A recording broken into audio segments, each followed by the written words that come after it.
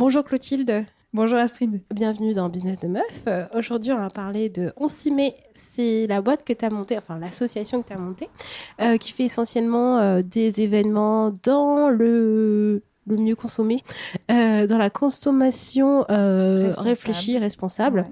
Voilà. Est-ce que tu peux nous dire quelques mots sur ton activité? Ouais, bien sûr. Alors, On s'y met, ça existe depuis septembre 2019, donc c'est vraiment tout récent. L'idée, c'est de faire de la sensibilisation et de l'accompagnement sur les questions de l'éco-responsabilité citoyenne. Donc concrètement, c'est les sujets de la vie courante, l'alimentation, la mode, les cosmétiques, la consommation de manière générale, tout ce qu'on met dans notre caddie, tout ce qu'on met sur notre peau, qu'on consomme. Mais c'est aussi les voyages, les loisirs, tout ça. Et donc, c'est comment repenser notre manière de consommer pour qu'elle soit plus responsable, pour réduire notre impact sur l'environnement, mais aussi sur notre santé.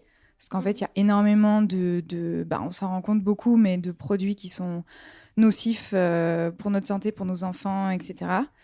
Dans la nourriture, mais aussi dans les cosmétiques, dans les vêtements, enfin, voilà, tout ça. C'est aussi réduire son budget. Parce que, mine de rien, c'est des valeurs très minimalistes aussi, où on apprend à consommer que ce dont on a besoin. Et donc dépenser moins. Et puis après, il y a aussi d'autres valeurs comme le vivre ensemble. Donc, par exemple, dans la mode éthique, il y a beaucoup cette idée de on consomme des vêtements qui ont été créés de manière éthique, donc en respectant les conditions de travail. Donc voilà. D'accord. Donc on s'y met, c'est tout ça. C'est on s'y met dans la consommation C'est ça. responsable. C'est ça, on y va, on se lève, on y va. Et donc, ça passe par des ateliers de groupe. Pour l'instant, je fais beaucoup ça. Pour l'instant, c'est entre particuliers, mais l'idée, c'est de le faire avec des entreprises aussi. Je fais aussi du coaching individuel à la maison. Donc là, je vais chez les gens, on passe de pièce en pièce et on passe en revue chaque sujet. Et du coup, je peux leur donner vraiment des conseils en rapport avec leur vie, Leur mode de vie. voilà, leur budget, là où ils habitent, etc. Ouais. Et après, je fais des événements aussi. Donc, par exemple, là, ce week-end, j'organise un échange de vêtements. Et il y aura aussi des ateliers de couture. C'est pas moi qui vais les donner, c'est une couturière. L'idée, c'est de refaire régulièrement ce genre d'événements en les pimpant un petit peu de fois en fois. Là, j'ai un contact avec quelqu'un qui fait de la sérigraphie. D'accord. Donc voilà, pourquoi pas rajouter ces éléments-là. Qu'est-ce qui t'a donné envie de créer ton association et de donner tout ton temps à cette association-là? Moi, ça fait 2 ans et demi que j'ai découvert le zéro déchet et que ça me passionne. Et du coup, j'essaie vraiment d'avoir ce mode de vie-là plus vertueux. Et j'ai réalisé que dans mon entourage, tout le monde me posait des questions sur comment je faisais ma lessive, pourquoi est-ce que je consommais pas tel truc. Et même des gens qui, à la base, sont pas du tout écolos, en fait, ça attise vraiment la curiosité. Et en fait, il y a beaucoup de gens qui ont commencé à me dire, mais moi, tu sais, je serais prêt à payer pour avoir tes conseils. Et au début, je pensais que c'était des choses qui étaient déjà beaucoup faites parce que comme je suis dans ces réseaux, je les connais, les assos qui font ces événements, ces ateliers. Et en fait, dans le grand public, c'est pas très connu. Et les gens sont très curieux et tout le monde a envie de réduire son impact. C'est un peu un effet de mode en ce moment. Mais bon, c'est une bonne mode, entre guillemets. Mais voilà, tout le monde a envie de s'y mettre. Et c'est pas forcément par quel bout prendre le truc ou trouver les bonnes infos. Il y a beaucoup de préjugés. On pense que c'est cher, on pense que c'est compliqué. Alors que par exemple, dans une ville comme Paris, c'est extrêmement facile de faire du zéro déchet. Il y a beaucoup de magasins de vrac, il y a beaucoup de friperies. Enfin, vraiment, c'est très, très accessible. On peut se balader en vélo. Enfin, voilà. Entre deux taxis, un bus et un Uber qui essaie de t'écraser, oui. Ouais, mais tu vois, moi, je viens de Marseille, par exemple. Faire du vélo à Marseille, c'est compliqué. Ah, mais c'est en pente. C'est vraiment compliqué. Voilà, faut avoir de ouais, voilà. Faut être vraiment sportif. Alors qu'à Paris, tu vois, ils ont refait toutes les pistes cyclables. Franchement, c'est assez accessible. Oui, effectivement. C'est possible, hein. Petite note. C'est possible, Voilà. c'est possible. Surtout, le point qui m'intéressait de creuser, parce qu'en fait, au début, je pensais que j'allais beaucoup parler de zéro déchet, de minimalisme. Et en fait, je me rends compte qu'il y a un vrai problème de conscience plus. Et du coup, je travaille vraiment sur l'aspect comment est-ce qu'on passe un message, comment est-ce qu'on arrive à convaincre une personne, enfin, à la sensibiliser. Parce qu'en fait, je me rends compte que l'écologie, c'est un sujet extrêmement politique, extrêmement culturel. Et du coup, il y a des gens, par principe, qui sont contre, Alors que tu vois, t'as la preuve par A plus B que c'est dangereux, que ça pollue, etc. Et en fait, non, ils sont climato-sceptiques ou par principe. Parce que les gens de leur classe refusent cette idée et donc ils le refusent avec quoi. D'accord. Et puis, il y a aussi beaucoup ce côté de, quand je dis ce que je fais, les gens tout de suite se justifient et me disent « Ah, moi, je fais pas bien » ou au contraire « Ah, moi, je fais bien », etc. Et donc, il y a cette notion de culpabilité, je trouve, qui est horrible, qui est omniprésente, où vraiment les gens se jugent comme s'il y avait une note à la fin de la journée. Et moi, j'insiste vraiment là-dessus dans mes formations et mes ateliers sur le fait que faut arrêter avec ça, en fait. On a une espèce de pression par la société de il faut bien faire, il faut être écolo, faut manger des graines. Enfin, on dirait que du jour au lendemain, il faut être végétarien, que c'est ça qui est à la mode, alors que... Il faut consommer mieux et de manière plus réfléchie, finalement. Bien sûr, mais c'est surtout que c'est un process, en fait. Changer tout son système de consommation, ça prend du temps. Moi, ça fait 2 ans et demi que je m'intéresse à ces sujets. Il y a encore beaucoup de choses que j'arrive pas à faire encore, parce que c'est long. Par exemple, arrêter la viande, ça fait peut-être, je dirais, 1 an et demi que j'ai réduit ma consommation de viande. Et c'est à peine maintenant que je commence à me dire vraiment, là, j'en mange plus du tout, du tout. Ouais. Donc voilà, ça prend du temps. Il faut déconstruire des schémas culturels, des croyances communes qu'on a. Et ça, c'est... C'est un peu en lien avec ce qui se passe actuellement et avec l'actualité, avec l'impact que ça a aussi sur l'environnement, la consommation qui est un peu abusive et la surconsommation. Ouais. Donc c'est vrai que ça répond à plusieurs thématiques actuelles. Tu t'es plus sentie attirée par la tendance ou c'est vraiment un cheminement que tu as décidé de mener toi-même et de dire ok, c'est ce que je veux faire aujourd'hui parce que on en a besoin ou parce que voilà, tu sentais que les gens ils étaient Je à pense l'arrache. que j'ai pas forcément suivi la tendance parce que moi, quand j'ai commencé le zéro déchet, c'était pas encore forcément Le zéro déchet de maintenant. tendance. Enfin, après, voilà, c'est sûr que quand moi, à l'époque où j'ai commencé, il y avait déjà des gens qui le faisaient depuis 10 ans. Donc, bon, bref. Mais il n'y avait pas encore Greta Thunberg, tout ça. Je pense que c'est un peu les deux. Si j'avais vraiment pas senti qu'il y avait une demande aussi, qu'il n'y avait pas des gens qui étaient intéressés, je l'aurais pas fait. Je pense j'aurais cherché une énième start-up dans la RSE. Ouais, parce qu'on sait pas ce que tu faisais avant. Alors, avant, j'ai fait des études d'ingénieur en sciences de la Terre parce que je voulais étudier l'écologie et j'ai été assez déçue en fait parce que j'ai surtout appris à pomper du pétrole et à extraire des ressources comme le minerai et tout ça.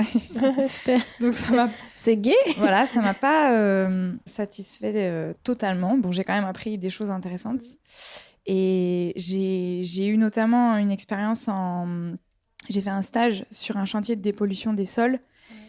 Et là, ça a été une grosse claque quand même, parce que justement, les substances qu'on dépolluait sur ce site, c'est des substances qu'on retrouve dans des produits de consommation quotidiens, dans des quantités inférieures, mais quand même, c'est les mêmes. Et du coup, là, sur le site, il fallait porter des gants, une combinaison, un masque pour respirer, etc. Et puis, en fait, ces produits-là, tu les as chez toi. Tu les as dans tes bougies, tu les as dans tes feutres Velleda, dans tes meubles. Et en fait, on s'empoisonne tous les jours un petit peu, on s'en rend pas compte. Et là, je me suis dit, mais c'est mort, je veux plus avoir à consommer ce genre de produits. Il faut vraiment qu'au maximum, j'arrive à m'en défaire. Et c'est là qu'a commencé vraiment ma démarche de désencombrement, de consommer que des produits sains, que j'ai commencé à faire mes produits ménagers moi-même. Et après ça, j'ai eu une expérience dans une start-up de lutte contre le gaspillage alimentaire parce que c'est une problématique qui m'avait toujours beaucoup intéressée et ça a commencé à pas mal fleurir ces solutions-là parce qu'il y a une loi qui est passée en 2016 qui interdit aux supermarchés de détériorer de la nourriture qui est encore consommable. Donc, il y a plusieurs boîtes qui se sont lancées là-dedans. Donc, c'était super intéressant. J'ai appris énormément de choses et ça m'a permis d'avoir un contact avec le milieu associatif. Parce que du coup, on récupérait de la nourriture encore consommable et on faisait le lien, en fait, avec des associations humanitaires, caritatives. D'accord. Et donc, c'était très humain, en fait, comme métier. Et ça me sortait un peu de ma bulle des boulots d'ingénieur que j'avais fait avant, qui étaient très techniques, dans des bureaux, et voilà quoi. Donc, tu avais envie d'être en contact avec les gens, finalement. Ça m'a plu. Enfin, je suis pas venue dans le boulot pour ça, mais c'est ça qui m'a plu. Qui t'a le plus plu. Ouais. Rencontrer les gens, discuter, Ouais. échanger, parler de ton expérience aussi. Non, pas forcément, mais il y avait vraiment ce côté humain, des gens qui nous expliquaient la galère que c'était, quand on leur disait qu'aujourd'hui, il n'y avait pas de produits, et qui nous disaient, ben ouais, mais moi, j'ai 10 familles qui viennent dans mon épicerie, parce que on avait beaucoup de petites associations, des petites épiceries sociales de quartier, qui nous disaient, mais moi, j'ai 10 familles qui viennent, comment je fais, ils ont besoin de moi. Et c'était fou, en fait, de côtoyer les deux extrêmes de la grande distribution, qui est prête à tout pour vendre plus. Surtout que nous, on travaillait avec une grande enseigne de discount, donc des produits pas de très bonne qualité. Et en face, des associations où il y avait des bénévoles qui tous les jours se levaient et se battaient pour aider des gens dans la précarité. Et ouais, c'était... c'était assez... C'était éprouvant des fois. L'un extrême comme l'autre pouvait être éprouvant. Voilà. Mais il y a encore beaucoup de choses à faire, mais le domaine de l'alimentaire, c'est très compliqué. Ouais. Très, très compliqué. Il y a des normes en termes d'hygiène. Voilà, c'est ça. Il y a beaucoup, beaucoup de règles. Et ça m'a plu de travailler là-dedans, mais je pense que j'ai pas forcément envie d'avoir une autre expérience dedans. Parce que je pense que je suis, j'allais dire pas assez qualifiée, mais non, après, t'apprends toujours sur le tas. Mais c'est peut-être émotionnellement parlant que ça te correspondait pas, non ? Non, alors après... La mission me plaisait énormément. Il y avait un souci plus en interne dans la boîte, qui ça a été compliqué. Mais le thème de l'alimentaire me plaisait. Quand tu as décidé de te lancer ton association, comment tu t'y es prise ? Tu as décidé tout de suite de te mettre en asso ? Tu as pensé te mettre en micro ? Tu as pensé de créer une société ? Enfin, comment tu t'es... En fait, c'est temporaire l'association. Ouais. L'idée, c'est de faire une vraie entreprise. Mais juste au début, quand j'ai commencé à me lancer... Comme beaucoup d'entrepreneurs, je pense, j'ai complètement paniqué quand j'ai vu tout ce que je devais faire. Pour monter une société ? J'avais l'impression qu'il fallait tout faire en même temps, et le statut, et lancer ma communauté, et trouver un incubateur, et lancer mon activité, et faire mes formations. Et là, je me suis dit, mais wow, je vais mourir. En fait, j'ai un ami qui a fait un master dans l'entrepreneuriat et qui m'a beaucoup aidée. On a fait mon business plan ensemble. Enfin, on a commencé mon business plan. Et donc, lui, il avait une vue d'ensemble, en fait, de ce qu'il fallait faire. Et en fait, moi, ça m'a paniqué, genre quand il me disait, bon, bah, il faut que tu écrives une description de ton projet. Sauf que comme je m'étais pas encore lancée, c'était pas encore très clair dans ma tête. C'était abstrait, finalement. Tu savais ce que tu voulais faire, mais tu n'avais pas encore toutes les briques pour te dire, OK, je vais passer par là, là, là, là. C'est ça. Il y avait ça. Et en plus, il fallait trouver le statut. Il fallait... tu vois, genre, il me disait, bah ouais, il faut faire ton prévisionnel. Faut réfléchir à combien tu as besoin sur l'annexe. Enfin, c'est des questions qui sont normales, mais juste... moi, j'étais là, mais je peux pas. Donc, je l'ai pas fait parce que juste, c'était pas possible. Ouais. Et en fait, j'ai l'immense chance d'avoir... en fait, mon copain, lui, il a une association. Et il m'a proposé que je sois en portage avec son association. Donc, en fait, je suis membre de son asso. Ouais. Et c'est lui qui me fait mes factures, etc. D'accord. Mais c'est ultra temporaire. C'est vraiment le temps que j'ai assez de fonds de roulement pour avoir ma propre asso, peut-être dans un premier temps. Et ensuite, faire une boîte. D'accord. Ouais. Alors, une chose qu'il faut savoir quand on décide de se lancer, c'est qu'il faut pas... Enfin, il y a beaucoup de choses à faire, certes, surtout quand on veut passer dans une société directement. Mais en fait, faut pas voir ça comme un truc insurmontable. Dans le sens où, OK, il y a plein de choses à voir. Statut, prévisionnel, etc., etc. Mais il faut pas se dire, faut tout faire en même temps. Faut prendre son temps. Et souvent... On a l'ancienne habitude, que quand on est salarié ou quand on a une démarche totalement classique, de se dire, OK, il faut que je fasse ça, et je me donne 2 jours pour le faire. Non. Ouais, c'est pas possible. C'est exactement ça. Mais en fait, le truc, c'est qu'il faut y aller étape par étape et se dire, OK, peut-être je vais commencer par une micro et après je vais passer en société. Mais voilà, faut bien prendre son temps, réfléchir, et faut pas se sentir coupable aussi de se dire, OK, ça avance pas comme je veux. Parce qu'il y a plein d'autres solutions. Il y a le portage salarial, il y a l'intrapreneuriat, il y a plein de choses qui existent et on n'y pense pas. Après, il y a des organismes qui aident à faire ça. Il faut pas hésiter à prendre son temps pour se poser, pour faire les choses calmement, tranquillement. Des fois, on a l'envie de à 6 mois, il faut que je fasse ça. À 3 mois, il faut que je fasse ça. À la fin de la semaine, c'est bon, j'ai un business moins détaillé. Alors que finalement, il faut prendre son temps pour mieux faire les choses. Bah, surtout quand tu es seule. Bah oui, mais il faut savoir qu'il y a des gens qui aident, il y a des organismes qui aident à se développer. Et faut pas avoir peur de demander, d'aller se renseigner et de prendre son temps pour le faire. Enfin, voilà. Mais ce que tu as choisi de faire aussi, de passer en association, d'être porté et après de passer, de choisir ton statut, ça te laisse aussi le temps de tester ton marché. Bien sûr. C'est des choses qu'on peut utiliser au début pour se faire la main. Même en micro, on peut se faire la main comme ça et tester son marché et après voir. Après, ça dépend de quel type de produits ou de services. Mais après, on peut commencer comme ça. Mais tu n'es pas la seule à avoir été effrayée. Enfin, tout le monde a été effrayé à un moment. Mais moi, il y a des fois où je me dis, en fait, tu flippes. Mais en fait, tu sais même pas pourquoi tu flippes. En fait, je pense que c'est plus parce que tu passes à l'action que tu flippes.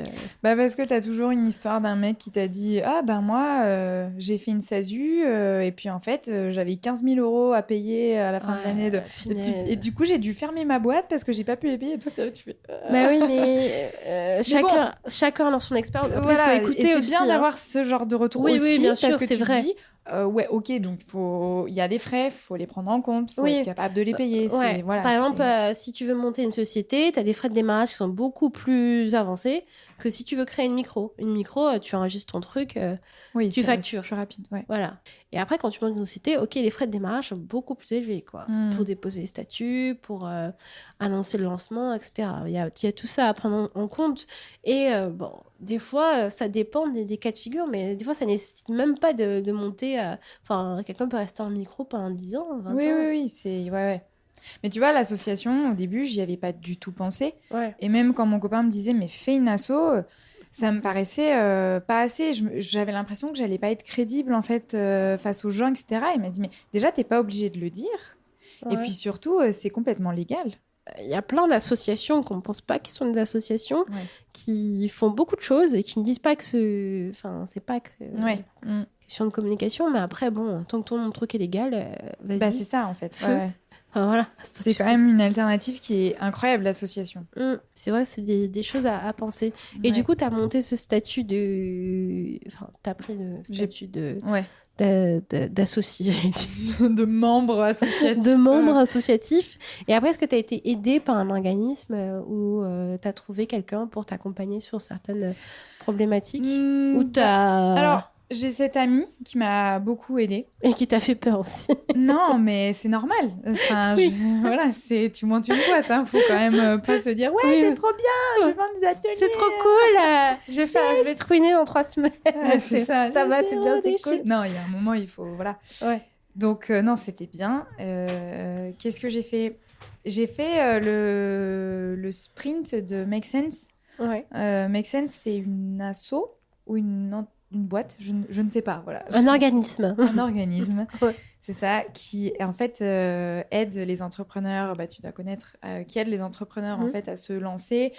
Et ils organisent beaucoup d'ateliers, d'apéros dans plein de villes, même du monde, je crois. Ils sont pas qu'en France. Et ils ont par exemple un format d'apéro qui s'appelle Paumé. C'est pour les gens qui, ils savent pas en fait ce qu'ils veulent, ils cherchent un boulot qui a plus de sens, etc. Et puis après, ils font beaucoup de choses pour les entrepreneurs. Et donc, ils ont des programmes d'accompagnement plus ou moins courts. Et moi, j'ai fait le plus court. Ça s'appelle un sprint. C'est sur 6 semaines. Et c'était vraiment bien. Je le recommande. Déjà, c'est gratuit. Donc, c'est très, très bien. C'est une fois par semaine, on fait une réunion par Skype. Et en fait, il donne des devoirs toutes les semaines pour travailler sur son projet. Et là, le but, c'était de cibler ses clients. Donc, l'idée, à la fin, c'était de pouvoir faire un questionnaire et de pouvoir l'envoyer à des gens qui sont dans notre cible pour pouvoir affiner notre offre. Et donc, c'était vachement bien. Ils nous ont fait faire donc les personas. C'est en fait des personnes imaginées qui sont tes clients. Voilà, t'imagines quels âges ils ont, quelles activités, quelles attentes ils ont. Et après, tu fais un parcours d'utilisateur, tu les imagines en train de... Alors, par exemple, moi, dans ma solution, ce serait Michel est intéressée par l'écologie parce qu'elle a vu des vidéos de l'Australie qui brûle. Elle veut se lancer, mais elle voit qu'il y a plein de sites, elle ne sait pas où aller, elle n'a pas le temps, elle aimerait bien qu'il existe une formation tout compris, où elle puisse apprendre à passer à l'action, à son échelle.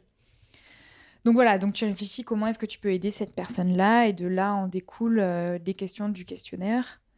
Et après, avec les réponses des gens, t'affines ton offre, quoi. Donc c'était vraiment bien. Ouais. C'était top. Ça t'a permis de poser ton idée au moins. Ouais, et puis ça m'a permis de retirer certaines pistes, en fait. Ouais, qui sont pas exploitables ou que tu pourrais utiliser après, hein, enfin. Ouais, ou qui sont pas viables, en fait. Ouais. Parce que, par exemple, faire des ateliers en groupe, j'adore. C'est vraiment bien, mais je me rends compte que, tu vois, par exemple, niveau com, je suis pas très bonne. Ouais. Donc, j'arrive pas à cibler les bonnes personnes. Des fois, je fais des ateliers, il y a 3 personnes. Alors, c'est le début, c'est normal, et tout le monde me le dit, et je panique pas. Mais juste, je me dis, bon, ben, ok, il faudrait que j'améliore ça. Il faudrait que soit je cible mieux mes clients, soit ma com soit meilleure, soit que mes ateliers soient de meilleure qualité, soit que... Bon, bref.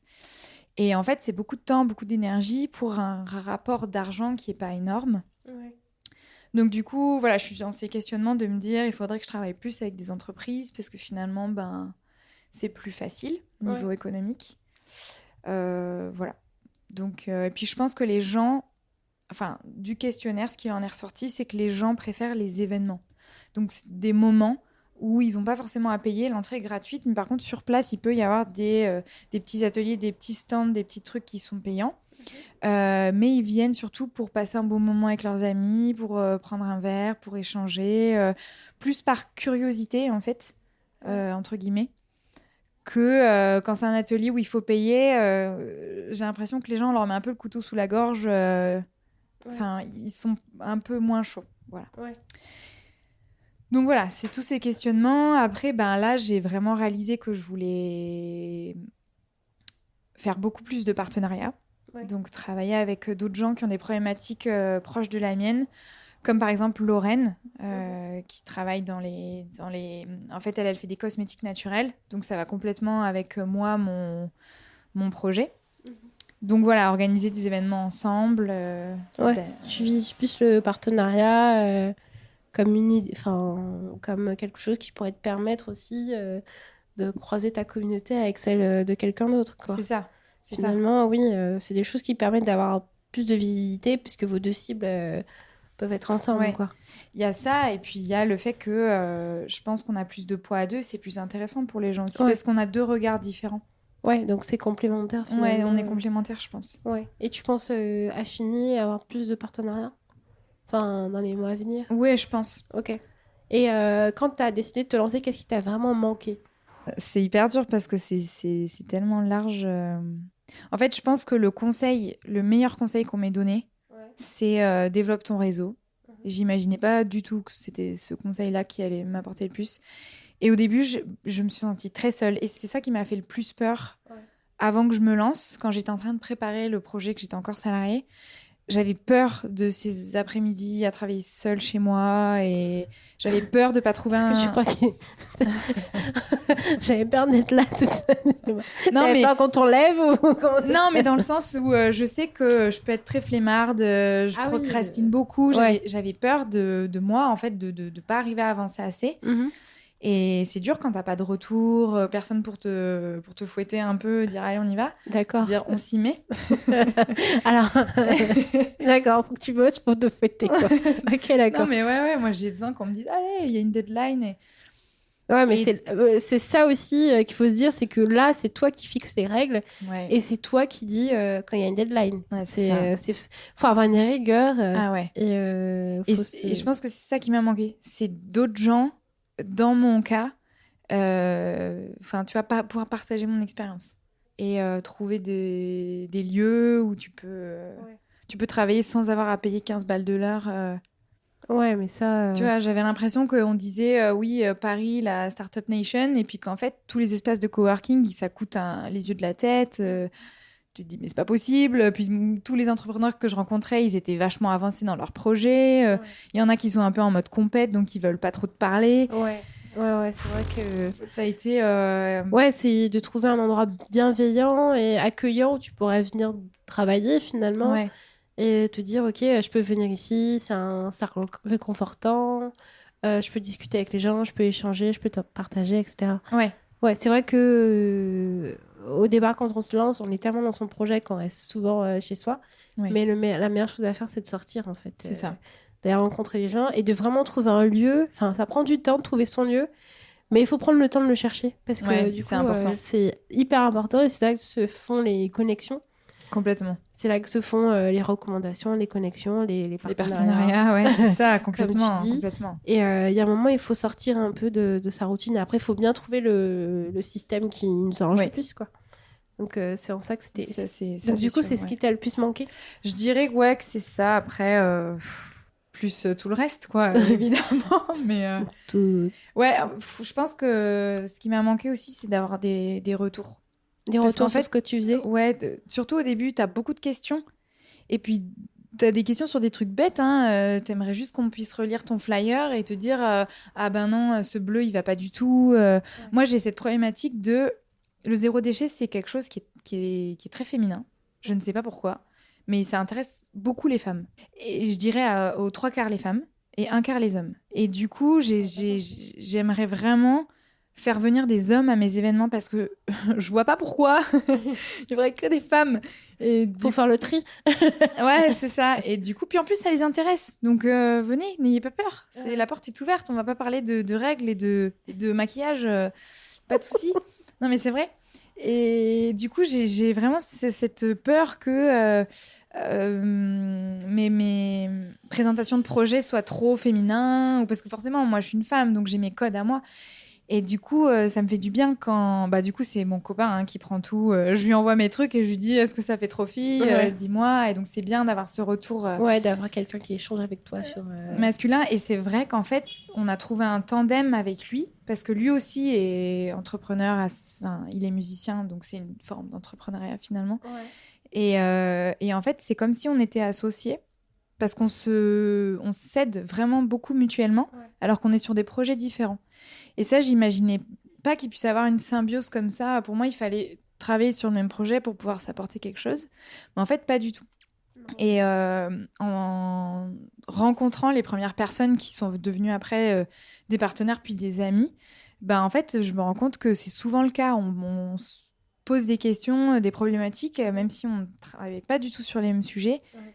Et ça fait du bien. Et c'est aussi pour ça que c'est bien d'avoir ce genre de podcast comme Business de Meuf pour réaliser qu'on n'est pas seul et qu'on a toutes les mêmes problématiques, en fait. Mais tu verrais, moi, j'ai longtemps accompagné enfin, je le fais toujours, des entrepreneurs.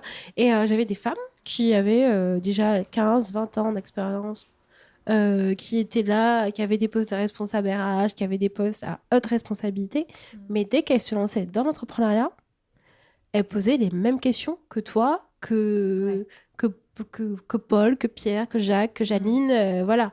Elle posait les mêmes questions, elles avaient les mêmes doutes, les mêmes problématiques, et quel que soit le niveau d'expérience qu'elles avaient. Et ça, je trouvais ça dingue. Et je me suis dit, en fait, c'est même pas une question de statut, mais c'est une question d'état d'esprit, de positionnement, maintenant, je me trouve dans cette situation-là et voici comme ça qu'on va tous réagir finalement. Ouais. Et la phase de questionnement, mais... Ah oui, c'est dur. Mais j'ai les mêmes questions, que tu sois sorti de l'école ou que tu sois resté 30 ou 40 ans dans la même boîte, tu poses les mêmes questions. Ouais, c'est ça qui est... Et j'étais hallucinée quand même de me dire, en fait, la problématique d'entrepreneur, c'est une problématique qui touche tout le monde finalement. Ouais. Dès que tu franchis le pas, tu as des questions qui arrivent. Clairement. Et des situations où toi-même tu te sens un peu vulnérable, tout le monde l'a. Tout le monde l'a vécu. Donc, ouais, je pense qu'on a un peu ce spectre de la success story faut arrêter. Qu'on a tous entendu. Et en fait, moi, ça me... Alors,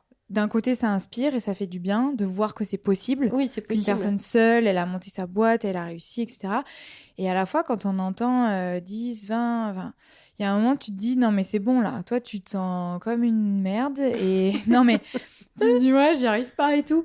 Et donc, je pense qu'il faut aussi savoir se protéger. On a tous un seuil à partir duquel on craque qui est différent. Ouais. Et je pense qu'il faut aussi savoir se protéger de ça. Genre moi je sais que l'entrepreneuriat pour moi c'était aussi une manière de me challenger moi et de Enfin, évidemment, j'ai envie de monter mon projet et de pouvoir vivre de ma passion, etc. Mais c'est aussi une manière de me découvrir moi, de découvrir comment je travaille, comment je suis efficace.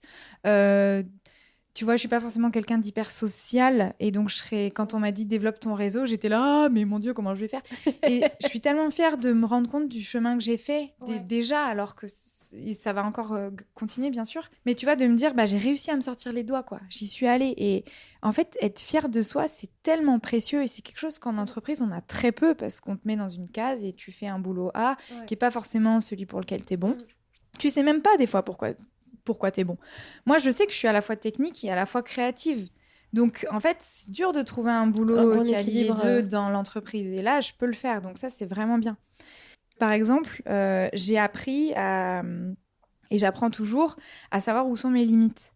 Et tu vois, par exemple, souvent, j'écoute des podcasts sur l'écologie, le zéro déchet, le minimalisme, etc., tous ces sujets-là.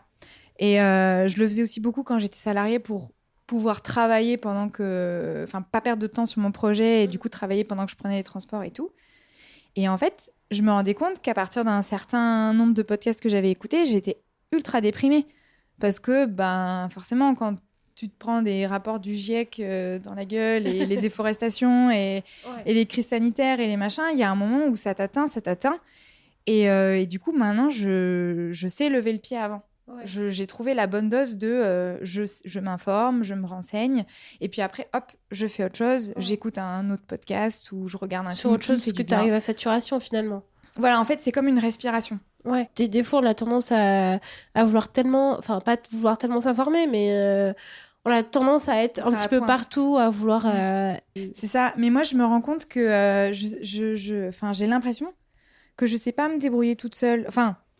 Je dis ça en comparaison avec d'autres gens, tu vois, que je côtoie et qui font toujours 1000 projets. Tu vois, des personnes qui sont encore étudiantes, mais qui ont déjà monté leur projet. Et à côté de ça, ils font des missions, ils font des trucs. Et toi, tu es là, tu fais, waouh, mais moi, j'ai pas fait un quart de ce qu'elle a fait. Et pourtant, elle a la moitié de mon âge. Et ces personnes-là, bon, elles sont un peu déprimantes, mais elles sont inspirantes. J'ai envie de mourir devant ma télé, mais ça va.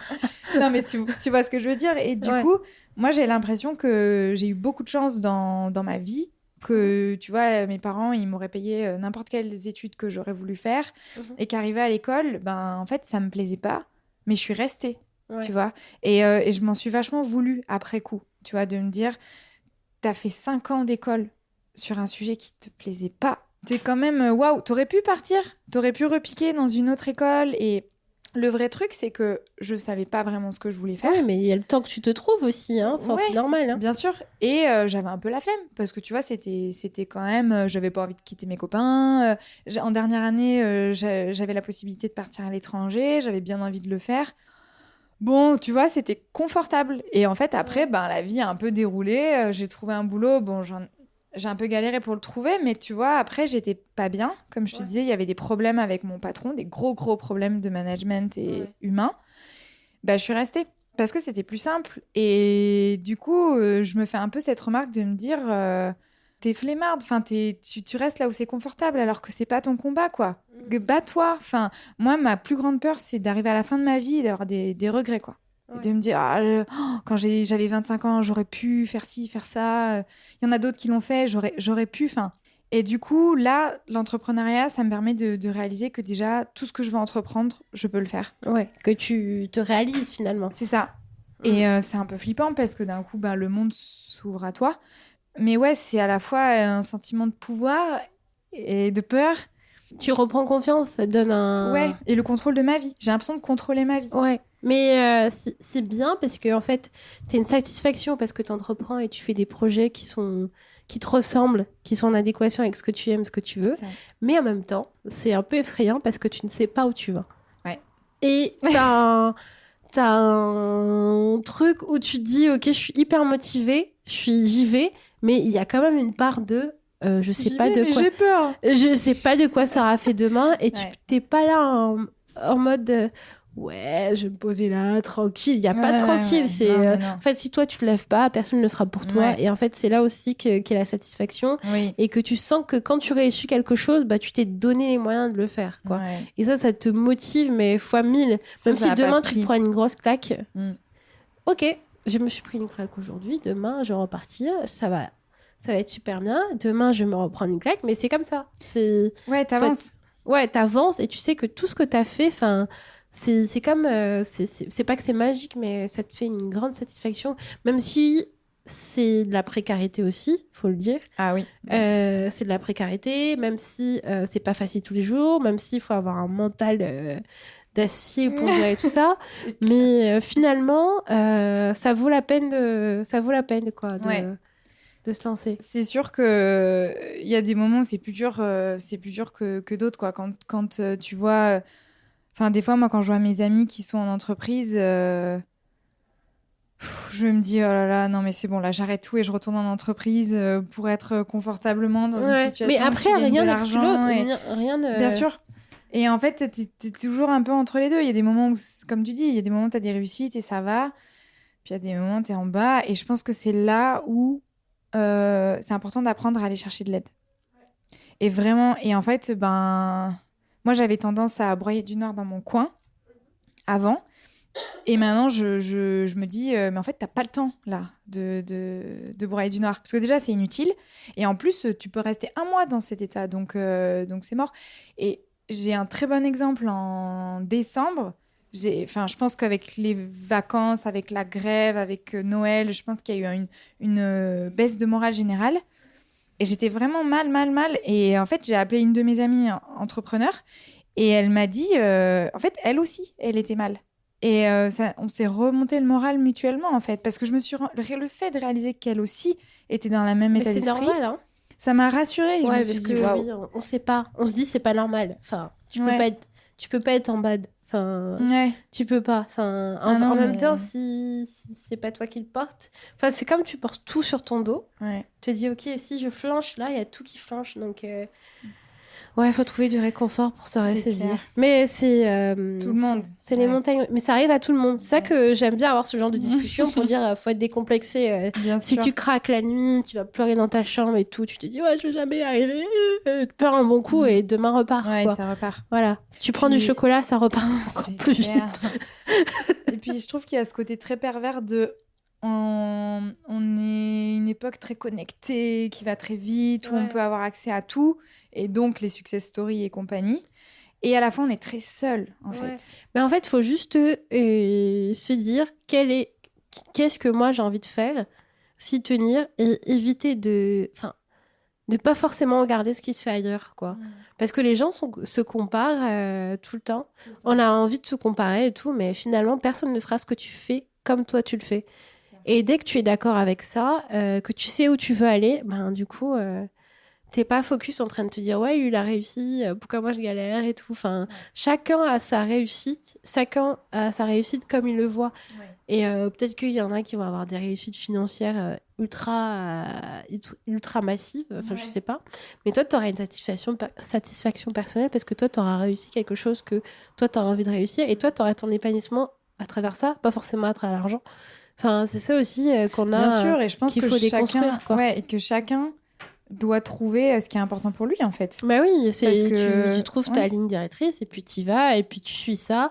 Et puis, c'est pas la peine de regarder si Pierre, Paul, Jacques, Étienne a fait des trucs et que toi, tu n'arrives pas à faire la même chose. Tu te dis, bon, bah, c'est pas grave. Enfin, tu feras ton truc à ta sauce. Les gens vont adhérer, ils vont pas adhérer.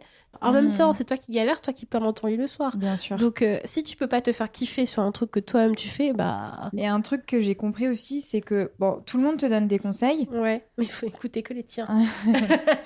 Non, mais souvent, les gens, ils veulent bien faire. Enfin, alors, bon, je parle pas des conseils méchants et ceux qui te rabaissent. Évidemment, ceux-là, il faut savoir pas les écouter. Mais des fois, les gens, ils te donne un conseil qui pense être bien, mais qui, toi, va te toucher, va te faire mal ou va te... Bon, bref.